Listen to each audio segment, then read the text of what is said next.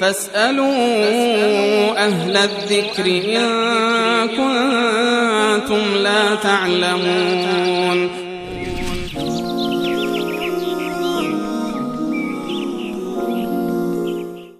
بیننده بعدی در مورد آیه ولایت که انما ولیکم الله و رسوله هست، در مورد این آیه سوال کردن که در مورد چه چیزی؟ وقتا این آیه که از این گذاشته بودن آیه ولایت، این ولایت و ولایت این دو کلمه متفاوت هست و معنی متفاوتی رو در واقع با هم دیگر دارن. و ولایت وقتی که میگیم یعنی با فتحش هست، ولایت هست و به معنی دوستی هست. و کلمه‌ای که از این استفاده میشه به معنی دوست یا من اسم فاعلش مثلا مولا هست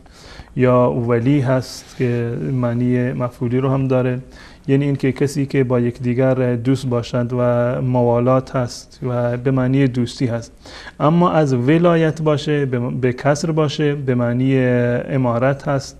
و جانشینی هست و اون صیغه‌ای که از این استخراج میشه به معنی والی هست، نه ولی باشه. و این قطعا ما میدونیم که در این آیه لفظ ولی اومده،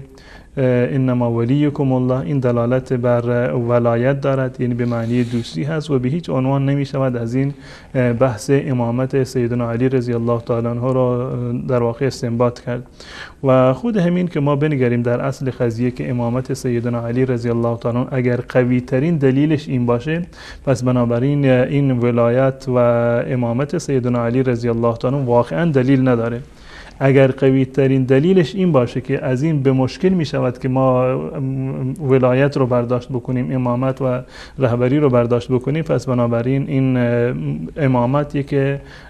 بنای سست و بی بنیادی هست، همون گونه که خود علامه امینی در کتاب خودش این 10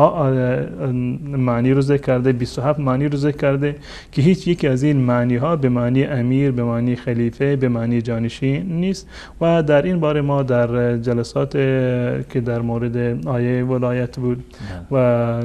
در برنامه حجت بی حجت و منهاج السنه مفصلا مطالبی رو خدمت بینندگان عرض کرد.